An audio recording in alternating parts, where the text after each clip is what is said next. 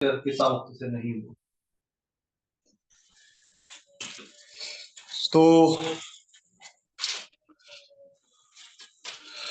Long run cost curve इसके दो नाम है। एक इसको प्लानिंग कर्व भी कहते हैं, दूसरा नाम है इसका एनवेलप। ये दो एमसीक्यू दो है, ठीक है। प्लानिंग कर्व की बात करते हैं, प्लानिंग कर्व से फिर एनवेलप कर्व बनाएंगे। तो long run average cost curve है ना, वो ये कहता है कि एंटरप्रेन्योर या कोई भी ऑर्गेनाइजेशन है सब, क्योंकि हमें पता है कि जो लॉन्ग रन एवरेज कॉस्ट है वो शॉर्ट रन एवरेज कॉस्ट से मिलकर ही बनता है। अब वो बनता कैसे है, वो प्लानिंग कर्व में बताता है कि प्लानिंग कैसे चलती है। तो कहता है सबसे पहले ना ये स्मॉल प्लॉट इंस्टॉल करता है, S1 नाम देगा उसका, SAC से, ठीक है। ये इसका ऑप्टिमम पॉइंट।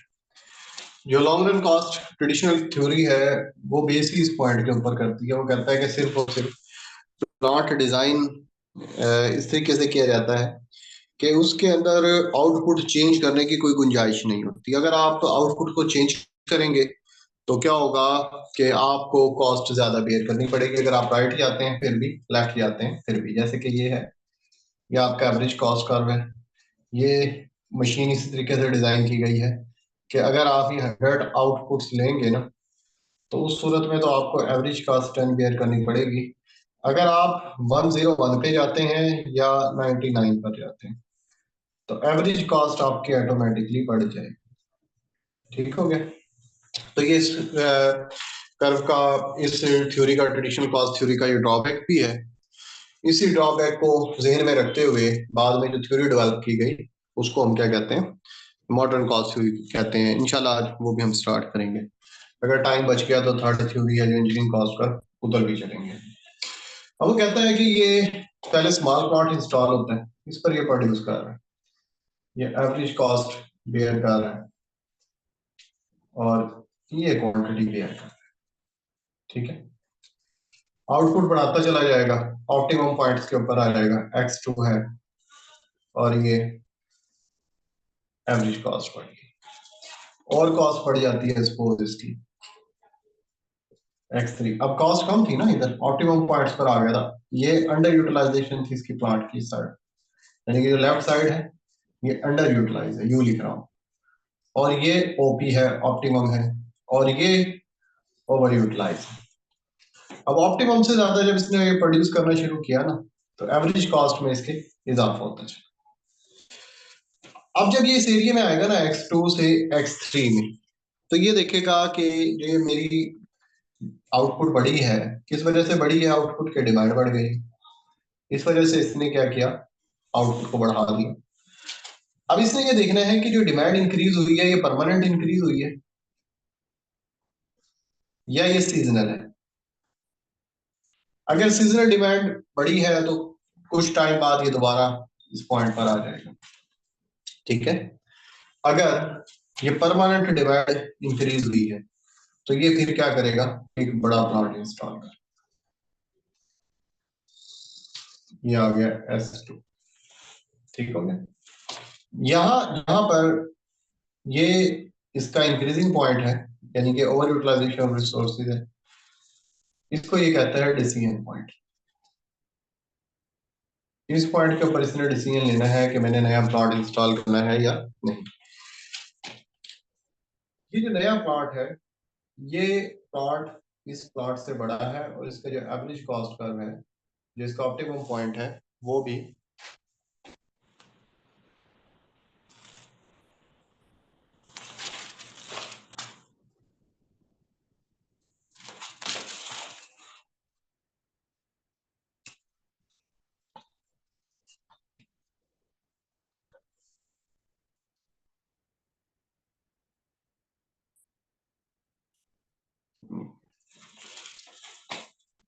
हाँ जी, नजर आ रहा है। एक मिनट के लिए कॉल वो हो गया, मैसेज आ गया था उसकी वजह से मेरे ख्याल है थोड़ी हाँ जी, अब ठीक है। अब ठीक है, थोड़ा प्रॉब्लम हो गया था। हाँ जी, ठीक है, अब मेरा ख्याल है ओके। हाँ जी, तो यहाँ ये इकोनॉमीज ऑफ स्केल वाला पार्ट है, यूटिलाइजेशन, और ये डिसइकोनॉमीज वाला प्लांट है। अब इसने इससे बड़ा प्लांट इंस्टॉल कर, अगर आप ये पहले प्लांट पर रहता, अगर इसको ये आउटपुट प्रोड्यूस करनी पड़ जाती है एक्सपोर, तो ये इसको बहुत ज्यादा एवरेज कॉस्ट बेयर करनी पड़ती, मगर इस प्लांट के ऊपर ये उससे भी कम एवरेज कॉस्ट बेयर कर रहा है, और आउटपुट एक्सपेंड होती चली जाती है। x5 ये ऑप्टिमम पॉइंट्स पर पहुंच गया, फिर बढ़ जाती है, x6 पर पहुंच जाता है। अब फिर इसने डिसीजन लेना है कि मुझे नया प्लांट इंस्टॉल करना चाहिए या नहीं चाहिए। फिर ये डिमांड को देखेगा कि परमानेंट है या सीजनल। अगर परमानेंट है तो ये एक और प्लांट, ये सारे शॉर्ट रन प्लांट इंस्टॉल होते जा रहे हैं, और ये प्लानिंग के साथ होते जा रहे हैं। स्मॉल प्लांट था, फिर ये मीडियम था, ये लार्ज आ गया, एंड सो ऑन। इस तरीके से ये प्लांट इंस्टॉल करता जाएगा। जब ये डिस इकोनॉमीज वाले पॉइंट्स पर जाएगा जहां पर ओवर यूटिलाइजेशन ऑफ रिसोर्सेज है, ठीक है, तो फिर वहां पर ये डिसीजन ले रहा होता है कि मुझे नया प्लांट इंस्टॉल करना चाहिए या नहीं। ये प्लानिंग चल रही है सर, ठीक है, प्लान के मुताबिक, डिमांड के मुताबिक प्लांट इंस्टॉल हो रहते हैं। इस वजह से इस कर्व को हम क्या कहते हैं, प्लान कर्व भी कहते हैं। ठीक हो गया। अब दूसरा आ जाता है हमारे पास जो बात है एनवेलप। तो ये मैं कॉस्टेनियस की बुक से पढ़ा रहा हूँ, पीडीएफ में मैंने आपको सेंड की हुई है, और अगर आपके पास हार्ड में है तो आप उधर से भी बेहतर तरीके से पढ़ सकते हैं। एनवेलप का मतलब होता है लफूफ, यानी कि टेंजेंट बनाना। जो शॉर्ट रन हमारे कर्व हैं एवरेज कॉस्ट के, उन्हीं को आपस में टेंजेंसी कर कर हम एक कर्व ड्रॉ करते हैं जो कि लॉन्ग रन एवरेज कॉस्ट को रिप्रेजेंट करता है। अगर टोटल कॉस्ट का कर्व बनाना चाहें वो भी बन जाता है इस तरह के। एक मैं पहले ये long run average cost curve draw कर लेता हूँ। इस long run average cost curve के अंदर बहुत सारे वही जो अभी मैं प्लानिंग कर्व बना रहा था वो, ये SAC1 हो गया, ये SAC2, ये SAC3, SAC4, SAC5, SAC, यानी कि जो गैप मैंने छोड़े हैं इधर भी हमारे पास कर्व है। ठीक है, इधर जो एक इम्पोर्टेंट पार्ट बात नोट करने वाली है वो ये है कि अगर लॉन्ग रन एवरेज कॉस्ट का जो टेंजेंट बन रही है जहां पर इक्विलिब्रियम, अगर ये इकोनॉमीज ऑफ स्केल वाला पार्ट है, यानी कि इसकी अगर स्लोप नेगेटिव है शॉर्ट रन की, शॉर्ट रन एवरेज कॉस्ट की अगर स्लोप नेगेटिव है या डिक्रीजिंग है, तो लॉन्ग रन एवरेज कॉस्ट की भी वही है। ये नहीं होगा, अक्सर बुक्स में लिखा होता है कि इसके मिनिमम पॉइंट होता है, नहीं, मिनिमम नहीं होता, डिक्रीजिंग होता है। और मिनिमम पॉइंट सिर्फ और सिर्फ इसका यही होगा, यानी कि ये पॉइंट ऐसा है जहां पर शॉर्ट रन एवरेज कॉस्ट और लॉन्ग रन एवरेज कॉस्ट के दोनों के क्या है, मिनिमम पॉइंट्स हैं। ठीक है, और यहाँ पर क्या है, लॉन्ग रन और जो शॉर्ट रन है उनके डिक्रीजिंग पॉइंट है, और इधर क्या होंगे, राइजिंग पॉइंट। ठीक हो गया, ये इसका ऑप्टिमम होता है, इसको हम इकोनॉमीज ऑफ स्केल बोलते हैं, क्योंकि शॉर्ट रन में हम स्केल की बात नहीं करते, लॉन्ग रन में हम इकोनॉमीज ऑफ स्केल की बात कर रहे थे। ये है डिस इकोनॉमीज। ठीक है, अब इकोनॉमीज ऑफ स्केल की क्या रीजंस है, डिस इकोनॉमीज की क्या है, इसके क्या बेनिफिट्स हैं, इसकी क्या कॉस्ट है, ये सब की सब चीजें हैं आपने। हाँ जी, ये क्या पूछा है जी,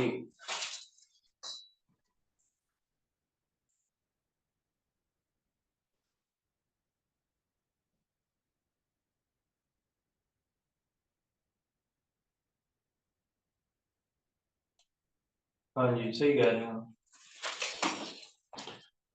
हाँ जी, इसकी रीजन यही होती है कि यहाँ ओवर यूटिलाइजेशन हो जाती है रिसोर्सेज की, ओवरऑलिंग ज्यादा हो जाती है, आपको कॉस्ट ज्यादा पे करनी पड़ती है, एडमिनिस्ट्रेशन कॉस्ट ज्यादा हो जाती है जब आप लार्ज आउटपुट लेने लग जाए सेम प्लॉट्स के अंदर, एडमिनिस्ट्रेटिव इशू हो जाते हैं, आपको चीजों की निगरानी करना मुश्किल हो जाती है, तो ये सारे प्रॉब्लम्स आ जाते हैं इसमें। तो वही मैं आपको साइन करने लगा हूँ ये, क्योंकि अब थ्योरेटिकल चीजें हैं, ये आप लोगों ने हबीबुल्लाह वसीर की बुक में भी है और बहुत सारी बुकों में है, तो ये एमसीक्यूज आपने खुद पढ़ लेने। इकोनॉमीज ऑफ स्केल के अंदर इंटरनल इकोनॉमीज हैं, एक्सटर्नल इकोनॉमीज हैं, ये सारी चीजें आप खुद देख लेंगे। अब हम इसी तरह से long run marginal cost curve भी ड्रॉ करेंगे। अच्छा, अब ये जो मैंने एजेंसी बनाई थी, इसी को एनवेलप कहते हैं, ठीक हो गया। तो इनकी एजेंसी बनने की वजह से short run average cost curve की एजेंसी बना बना वो जो उनके स्लोप्स थे इनको इक्वल करने से एक लाइन हमने ड्रॉ की। मैंने तो पहले लाइन ड्रॉ कर ली कि डायग्राम खूबसूरत बने, असल में ये बाद में ड्रॉ करनी होती है। और अगर हम बात करें इसी तरीके से, ये देखें, ये लाइन जो मैंने पहले ड्रॉ की थी लॉन्ग रन एवरेज कॉस्ट के बाद में ड्रॉ करनी होती है। इसमें होता क्या है कि हमारे पास शॉर्ट रन एवरेज कॉस्ट होते हैं,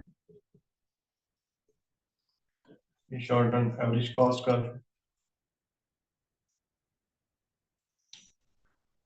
short run average cost to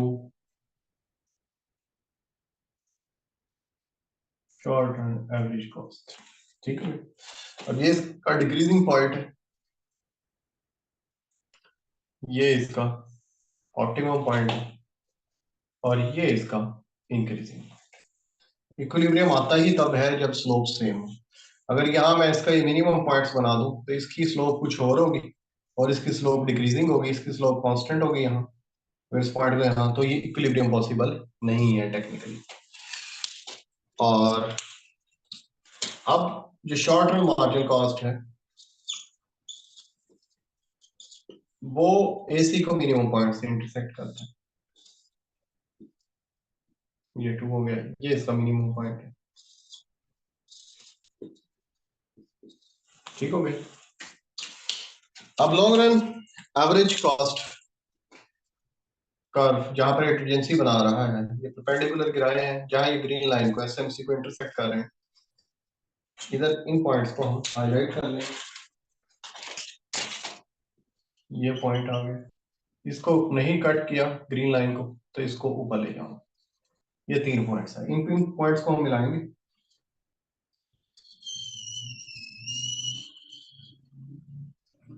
ये long run marginal cost LMC, ठीक हो गया। अब आपने इसमें से एमसीक्यूज मैंने बनाए हुए हैं, टेस्ट में ग्रैंड टेस्ट सेंड करूंगा, उसमें हम इसमें एनालिसिस करना होता है हमें, ठीक है।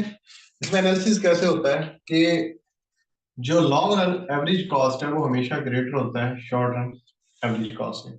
कोई भी पॉइंट्स देख लें आप कि जो ब्लैक लाइन है लॉन्ग रन एवरेज कॉस्ट की, ये लेस है, लेकिन लॉन्ग रन एवरेज कॉस्ट हमेशा नीचे होगा और शॉर्ट रन एवरेज कॉस्ट हमेशा ऊपर होगा, ठीक हो गया। तो इस तरह के इसमें से काफी ज्यादा टेक्निकल एमसीक्यूज बने हुए हैं। तो इस डायग्राम को आप अच्छे तरीके से देख लेंगे, ये मैंने आपको समझा दी है। तो जब मैं इसके ग्रैंड टेस्ट लूंगा माइक्रो के बाद में, तो उसमें बहुत सारे एमसीक्यूज इसी में से आएंगे। तो जो ट्रेडिशनल कॉस्ट थ्योरी है, इसके पॉसिबल जितने हम एमसीक्यूज बन सकते थे वो उस पॉइंट ऑफ व्यू से मैंने आपको ये टॉपिक करवा दी है। अब हम चलते हैं मॉडर्न कॉस्ट थ्योरी।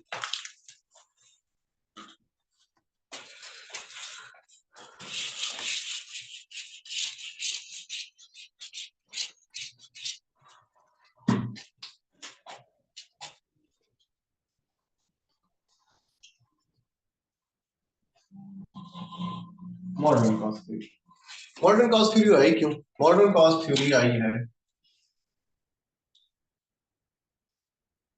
इसी की वजह से, short run sorry average cost ले लेते हैं, लॉन्ग रन और शॉर्ट रन क्योंकि दोनों ही ये ह्यूज शेप होते हैं, उसमें जरा क्या होता है, वो ज्यादा फ्लैटर होता है, स्टीपर होता है शॉर्ट रन का।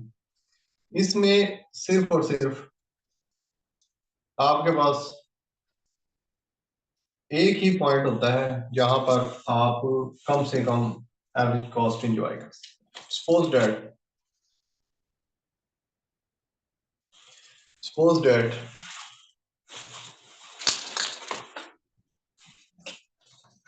कि आप इधर प्रोड्यूस कर रहे हैं Q इज इक्वल टू 50, ये आपको एवरेज कॉस्ट ज्यादा पे करनी है। आप 50 क्यों प्रोड्यूस कर रहे हैं? मार्केट में डिमांड इतनी है इस चीज की। अब आप जो रैशनल प्रोड्यूसर है वो कभी भी 100 क्वांटिटी की तरफ नहीं जाएगा। क्यों नहीं जाएगा? क्योंकि ज्यादा क्वांटिटी करे सप्लाई करेगा तो उसकी प्राइसेस डिक्रीज होने के चांसेस हैं। हो सकता है कि वो चीज अनसोल्ड रह जाए, मार्केट से वैल्यू खत्म हो जाए। तो जितनी डिमांड है वो इतनी प्रोड्यूस करेगा, मगर उसको एवरेज कॉस्ट ज्यादा बेयर करनी पड़ेगी। ये जितनी भी उसकी कैपेसिटी है, ये सारी की सारी एक्सेस कैपेसिटी कहते हैं। ठीक हो गया? तो मॉडर्न कॉस्ट थ्योरी ने क्या किया? मॉडर्न कॉस्ट थ्योरी ने इस पॉइंट को पिक किया। उसने कहा नहीं जी, प्लॉट इस तरीके से डिजाइन होना चाहिए कि उसके अंदर रिजर्व कैपेसिटी, कि अगर आप 50 पर एवरेज कॉस्ट पर करें 10 बेयर कर रहे हैं, तो 100 पे भी आप क्या करेंगे? खास रेंज के अंदर 100 करेंगे। अगर 75 है तो फिर भी ये 10 है। हाँ, अगर इस रेंज से आप बाहर जाएंगे फिर ओवर यूटिलाइजेशन या अंडर यूटिलाइजेशन ऑफ रिसोर्सेज होगी। तो जो नई मॉडर्न कॉस्ट थ्योरी है उसके अंदर जो मेजर डिफरेंस है वो क्या है? रिजर्व कैपेसिटी का। अब ये रिजर्व कैपेसिटी का कॉन्सेप्ट आपको समझ आ गया। अब हम थ्योरी की तरफ चलेंगे। तो access capacity and reserve capacity के अंदर ये डिफरेंस है। एक्सेस कैपेसिटी में ये होता है कि जब आप आउटपुट को चेंज करते हैं तो आपकी एवरेज कॉस्ट भी चेंज होती है। इधर रिजर्व कैपेसिटी में जब आप आउटपुट को चेंज करेंगे, आपकी जो एवरेज कॉस्ट है उसके ऊपर कोई तब्दीली नहीं आएगी। ठीक हो गया? तो इसको हम क्या कहते हैं? रिजर्व कैपेसिटी कहते हैं। अब इस थ्योरी को हम कैसे एक्सप्लेन करेंगे, अब ये देखते हैं। पहले इसका इंट्रोडक्शन देख लेते हैं। इसको प्रेजेंट किसने किया?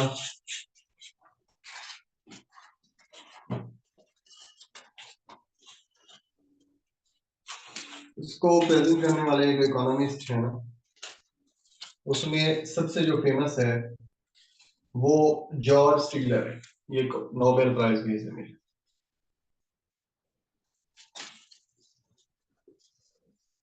जॉर्ज स्टिगलर ये अमेरिकन इकोनॉमिस्ट है। 1991 से लेकर 1991 तक इसका टेन्योर है।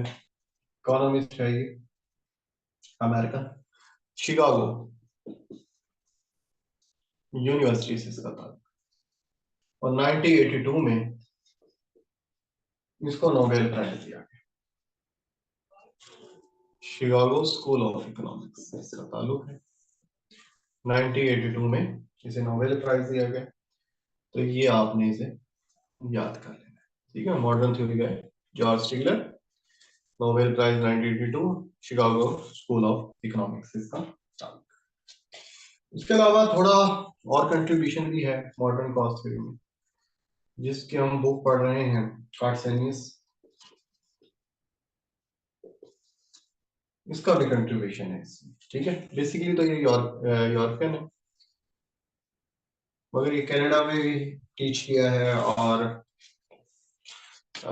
यानी कि नॉर्थ अमेरिका उस रीजन में भी काफी इसका टाइम स्पेंड हुआ है, 1932 टू 1987। एक अनपॉपुलर इकोनॉमिस्ट का भी कंट्रीब्यूशन है इसमें, उसका नाम है के लेन कैस्टर।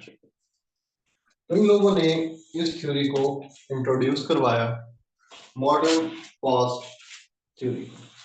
मॉडर्न कॉस्ट थ्योरी के अंदर बहुत सारी चीजें ट्रेडिशनल कॉस्ट थ्योरी वाली हैं, मगर इसमें कुछ चीजें नहीं आएंगी। जो चीजें नहीं आएंगी वो हम उन चीजों को हम देखेंगे।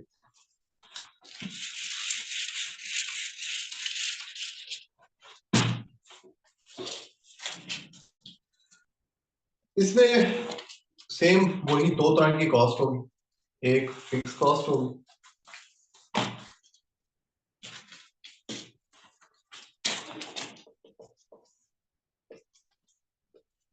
एक इसमें वेरिएबल कॉस्ट।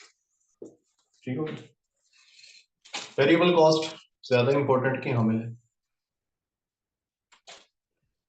इस तरह का इसका variable short run average variable cost का कर्व होगा, और मार्जिनल कॉस्ट सेम वैसी ही इधर इस रीजन के अंदर या रिजर्व कैपेसिटी होगी, वहां मार्जिनल कॉस्ट जैसा कि हमने इस तरह की हमारी मार्जिनल कॉस्ट, और ये हमारी ट्रेडिशनल के अंदर एवरेज वेरिएबल कॉस्ट, ये इसको मिनिमम पॉइंट से टच करके गुजर जाती थी। इधर भी सीन वही है, जो ये था हमारा ऑप्टिमम पॉइंट, उसको उसने किसके अंदर कन्वर्ट कर दिया, रिजर्व कैपेसिटी के अंदर, और इसके अंदर कोई चीज नहीं। रिजर्व कैपेसिटी में यहाँ ये मिनिमम पॉइंट था, है यहाँ ये भी मिनिमम, बट इधर इनकी काफी टाइम तक स्लोप मार्जिनल कॉस्ट की और एवरेज वेरिएबल कॉस्ट की आपस में बराबर है। अब वो इसकी रीजंस देता है कि जो इन्होंने स्टिगलर ने, जॉर्ज स्टिगलर ने, इसको 1982 में नोबेल प्राइज मिला, शिकागो स्कूल ऑफ इकोनॉमिक्स का इकोनॉमिस्ट था। ये कहता है कि ये रिजर्व कैपेसिटी मैंने क्यों इंट्रोड्यूस करवाई, उसकी वो डिफरेंट रीजंस देता है। वो कहता है कि साइक्लिक फ्लक्चुएशन आ जाती हैं, सीजनल फ्लक्चुएशन आ जाती हैं, जैसे कि क्रिसमस डेज आ जाते हैं, कोई और फेस्टिवल आ जाता है, तो उसमें आपको अल्टीमेटली डिमांड बढ़ानी पड़ती है। तो इस वजह से अगर प्लांट में आप रिजर्व कैपेसिटी नहीं रखेंगे तो वो कोई खास पॉपुलर नहीं रहेगा।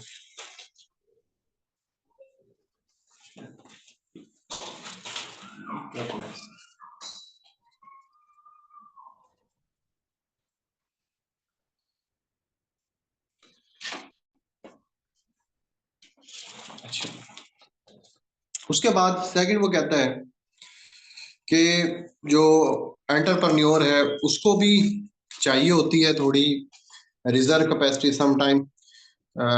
जो मशीन है या जो इंस्ट्रूमेंट हैं वो टूट फूट का शिकार होते हैं, उनकी ओवरहालिंग करनी होती है, तो उसके लिए भी ये इंट्रोड्यूस करवाना जरूरी है। थर्ड,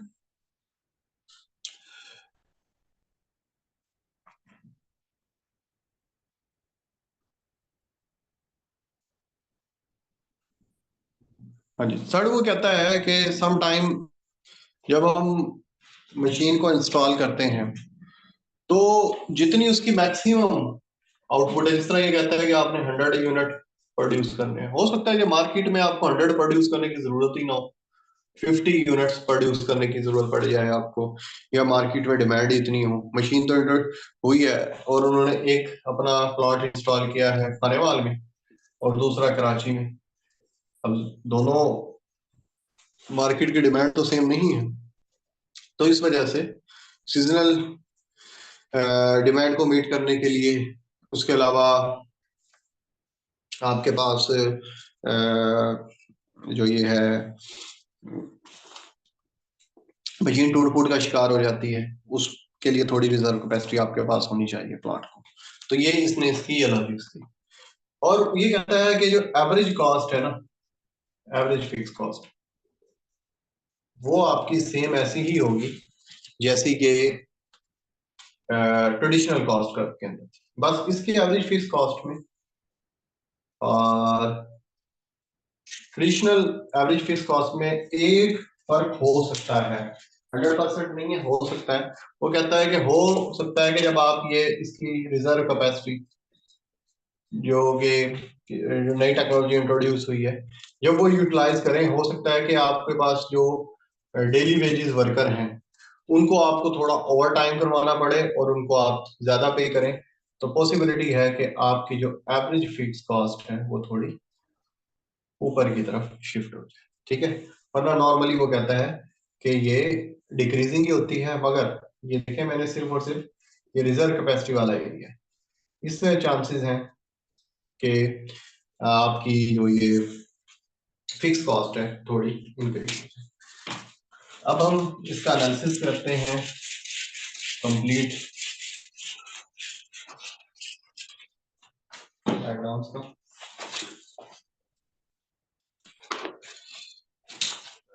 ये है जी सेम वैसे ही, ये मेरी मार्जिनल कॉस्ट होगी, उसके बाद ये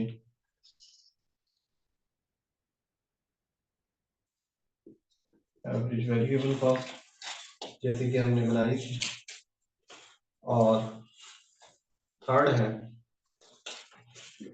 average total cost. Average total cost इसको यहाँ टच करेगी, सेम वही रिलेशनशिप है जैसे ये average variable cost average total cost, ये इनके मिनिमम पॉइंट से गुजरता था, सेम वही है। ये एवरेज टोटल कॉस्ट क्यों डिक्लाइन हो रही है, ये इसके स्लोप आपस में काफी देर तक बराबर क्यों नहीं है? इसकी रीजन वही है कि एवरेज टोटल कॉस्ट में जो एवरेज फिक्स कॉस्ट और एवरेज वेरिएबल कॉस्ट शामिल होती है, और एवरेज फिक्स कॉस्ट यहाँ भी क्या है, कंटिन्यूसली उसकी स्लोप डिक्लाइन हो रही होती है। इस वजह से ये हमेशा ज्यादा होता है जब तक रिजर्व कैपेसिटी यूज होती रहेगी। जैसे ही आप ओवर यूटिलाइजेशन की तरफ जाएंगे तो एवरेज टोटल कॉस्ट और एवरेज वेरिएबल कॉस्ट इंक्रीज होनी शुरू हो जाएगी। एमसी इस एरिया में ग्रेटर होगा, एटीसी और एबीसी जैसे कि यहाँ है सेम वैसे ही है डाउन पोजीशन के अंदर। ठीक है, अब आ जाता है लॉन्ग रन। ये है हमारे पास शॉर्ट रन एवरेज कॉस्ट का मॉडर्न थ्योरी। अब हम बात करते हैं long run average cost modern cost theory. Long run average cost curve under modern cost theory. ये कहता है कि जो लॉन्ग रन के एवरेज कॉस्ट कर्व है ना, वो डिक्लाइन नहीं होते, और जो इसका मार्जिनल कॉस्ट कर्व है, long run marginal cost curve है, वो हमेशा नीचे ही रहता है, लॉन्ग कभी भी ये राइजिंग पे नहीं है। तो कहता है एक एक्सट्रीम पॉसिबिलिटी क्या है कि लॉन्ग रन एवरेज कॉस्ट ये आपस में मिल जाए। ज्यादा पॉसिबिलिटी यही है कि लॉन्ग रन एवरेज कॉस्ट हमेशा ग्रेटर होगी लॉन्ग रन मार्जिनल कॉस्ट से। Long run average cost greater होगी लॉन्ग रन मार्जिनल कॉस्ट से, पर लॉन्ग रन एवरेज कॉस्ट और लॉन्ग रन मार्जिनल कॉस्ट आपस में बराबर भी हो सकते हैं। इसकी वो लॉजिक्स भी देता है। वो कहता है कि जब हम शॉर्ट रन में होते हैं, ये मेरे पास था शॉर्ट रन एवरेज वैल्यू, क्योंकि लॉन्ग रन के अंदर तो सारी ही वेरिएबल कॉस्ट होती है, उसमें फिक्स कॉस्ट और जो हमारे पास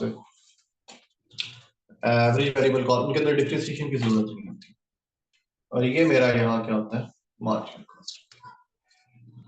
वो कहते हैं कि यहाँ हम 50 प्रोड्यूस कर रहे हैं, 60 पर चले गए, 70 पे चले गए, 100 तक हम जा सकते हैं। वो कहता है जब यहां पर हम आते हैं ना इसके 2/3 पर, तो फिर जो एंटरप्रेन्योर है वो डिसीजन लेता है कि जो ये मैं रिजर्व कैपेसिटी यूज करता जा रहा हूँ, ये जो डिमांड इंक्रीज हो रही है, ये परमानेंट इंक्रीज हो रही है या टेम्परेरी इंक्रीज। अगर परमानेंट इंक्रीज हो तो फिर वो क्या करता है, फिर वो ये करता है शॉर्ट टर्म एवरेज वेरिएबल इस 2/3 के ऊपर एक नया प्लॉट इंस्टॉल। अब याद आ रहा है जो ट्रेडिशनल कॉस्ट कर्व में हमने प्लानिंग कर पड़ा था, सेम वही कॉन्सेप्ट। फिर बढ़ गई इस प्लॉट के ऊपर शॉर्ट टर्म, फिर नया स्टॉक। ठीक है, और अब यहाँ याद करें कि जब हम यहाँ से मैंने इसमें फिक्स कॉस्ट जब मैंने शामिल की थी तो एवरेज टोटल कॉस्ट जो आ रहा था इस रेंज के अंदर वो डिक्लाइनिंग ही था।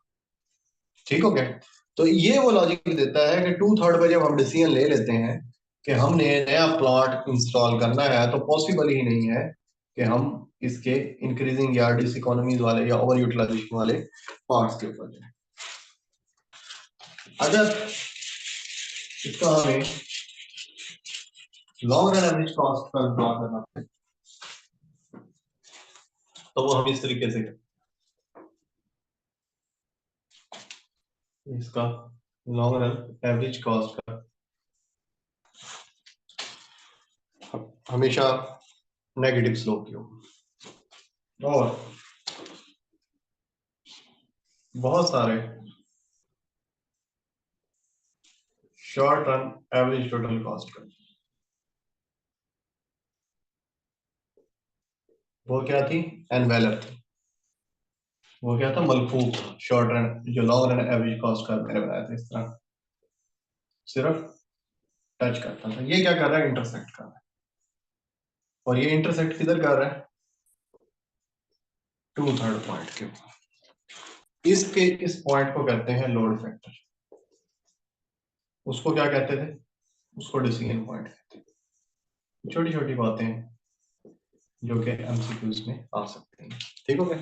तो इसे हम क्या बोलते हैं लोड फैक्टर 2/3 पॉइंट को जहां पर वो डिसीजन लेता है और इनके 2/3 पॉइंट्स के ठीक है ना। याद करें अभी जो मैंने बनाया है ये हमारा मार्जिनल कॉस्ट है और ये एवरेज वेरिएबल कॉस्ट है और ये long run average total cost. ये देखो ये नेगेटिव स्लोप होती थी ना तो वो ये कहता है कि यहाँ 2/3 पर इधर ही वो डिसीजन ले रहा है। ये वाला पॉइंट है ये 2/3 इनको मिलाने से हमारे पास लॉन्ग रन एवरेज कॉस्ट है। अब वो कहता है कि डिक्लाइन क्यों हो रहा है। इसके डिक्लाइन होने के वो दो रीजन देते हैं। वो कहता है मॉडर्न कॉस्ट थ्योरी में लॉन्ग रन एवरेज कॉस्ट कर रहे हैं। एक आपके पास प्रोडक्शन कॉस्ट होती है एक मैनेजरियल कॉस्ट होती है। प्रोडक्शन कॉस्ट हमेशा डिक्लाइन ही होती है इस तरह की ये सारी प्रोडक्शन कॉस्ट। मैनेजरियल कॉस्ट ये होती है जिसमें आप चीजों को मैनेज कर रहे हो तो जो आपके पास रिसोर्सेज हैं उनका बेहतर बेहतर इस्तेमाल कर रहे होते हैं। जैसे कि यूनिवर्सिटी है हमारे पास इसमें इवनिंग क्लासेस लग रही हैं इसकी कोई आपको प्रोडक्शन कॉस्ट होगी बिजली यूज कर रहे हैं आप फर्नीचर यूज कर रहे हैं। अब इसकी मैनेजरियल कॉस्ट क्या है मैनेजरियल कॉस्ट है उसी में आपने सॉरी पहले मॉर्निंग लगा रहे हैं अब आपने क्या कर दिया इवनिंग पे लगा दी। जब आप इवनिंग लेंगे तो प्रोडक्शन तो आपकी बढ़ गई। ठीक है पहले 100 स्टूडेंट पढ़ रहे थे अब 200 स्टूडेंट है बट अब ज्यादा स्टूडेंट्स आने की वजह से हो सकता है कि आपको गार्ड ज्यादा रखने पड़े क्लर्क एक ज्यादा हायर करना पड़े बिल्डिंग्स के वगैरह के तो एक्सपेंस आपको बेयर नहीं करने पड़ेंगे। तो हो सकता है कि थोड़ी सी मार्जिनल कॉस्ट 2% इंक्रीज कर जाए पर जो आपने आउटपुट बढ़ाई है इतनी ठीक हो गया उस आउटपुट बढ़ाने की वजह से आपकी जो प्रोडक्शन कॉस्ट है वो कम हो रही है। यानी कि कॉस्ट पर टोटल कॉस्ट क्या है 100 स्टूडेंट आप 10 पढ़ा रहे हैं तो 10 कॉस्ट आ गई। अब टोटल कॉस्ट इवनिंग शुरू करने की वजह से हो सकता है कि टोटल कॉस्ट आपकी 120 पर चली गई हो क्योंकि बिल्डिंग तो वही है सब चीजें वही हैं इंफ्रास्ट्रक्चर वही है गाड़ियां वही हैं। हो सकता है कि आपकी कॉस्ट 100 से क्या हो गई 120 पर प्रोडक्शन आपकी कितने पर चली गई 20 पर चली गई। तो ये एवरेज कॉस्ट आपकी कितने पे आ जाएगी 6 पर आ जाएगी 10 से 6 पे। तो इस वजह से वो कहता है कि जो मॉडर्न कॉस्ट थ्योरी के अंदर एक आपकी प्रोडक्शन कॉस्ट होती है जो जैसे जैसे आप आउटपुट बढ़ाते हैं वो डिक्लाइन होती चली जाती है। मैनेजरियल कॉस्ट में आप अपनी मैनेजमेंट की स्किल्स यूज करते हुए उसको भी आप डिक्लाइन करते हैं अपनी कॉस्ट को बट सम टाइम ये होता है कि थोड़ी सी कॉस्ट आपकी बढ़ जाती है पर प्रोडक्शन ज्यादा बढ़ती है और प्रोडक्शन कॉस्ट भी कम हो रही होती है जिसकी वजह से आपका जो मॉडर्न कॉस्ट कर्व है लॉन्ग रन का उसका हमेशा जो वो होगा स्लोप होगा वो नेगेटिव होगा। मगर इन रेयर केसेस वो हॉरिजेंटल भी हो सकता है इस तरीके से होगा लॉन्ग रन एवरेज कॉस्ट और इसका LMC हमेशा इससे नीचे होगा, टच भी नहीं करेगा। पर रेयर केस तो ऐसी सिचुएशन भी आप भी कर सकते हैं। यहाँ पर LAC और LMC, LAC और LMC यहाँ बराबर नहीं है, यहाँ पर ये बराबर है। इधर हमेशा LAC ग्रेटर होगा LMC से। तो आपके कमेंट्स देख लेते हैं। कमेंट्स में क्या बात है?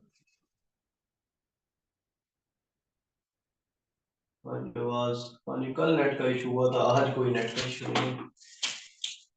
असल में कल यहाँ मेरे पास खाने वाले सब जगह ही नेट का प्रॉब्लम था, तो इस वजह से थोड़ा इशू हो गया, तो जिसकी वजह से मैं क्लास नहीं ले सकता। तो आज कोई नेट